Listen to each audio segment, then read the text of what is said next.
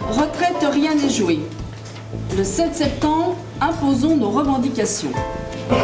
Après les fortes mobilisations du premier semestre. Ah oui, rentrée inédite syndicale, puisqu'on est en capacité le 23 août de se voir et de projeter déjà une journée d'action de 7 septembre, mais rentrée inédite sociale aussi, avec des aggravations fortes pour les salariés et un gouvernement qui reste campé sur des projets de loi qu'il affiche les uns derrière les autres et qui n'apportent aucune solution et même qui aggravent la situation des salariés, et tout ça est perçu par le monde du travail. On a pu le vérifier tout l'été dans le cadre de nos initiatives.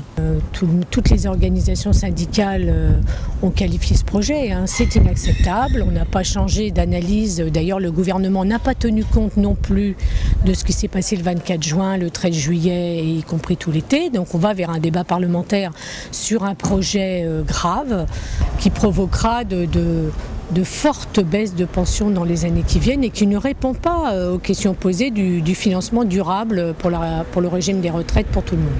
La CGT redit que sa démarche syndicale n'est pas de faire croire aux salariés que de gagner sur les retraites, c'est d'obtenir le retrait du projet de loi. Nous, ce qu'on veut, c'est rejeter ce projet, dire qu'il n'est pas bon, mais ça, on l'a déjà dit. Ce qu'on veut, c'est la mobilisation des salariés pour des solutions. Et dans les discussions qu'on a eues cet été, c'est ça qu'on a entendu. Mais comment on va financer les retraites?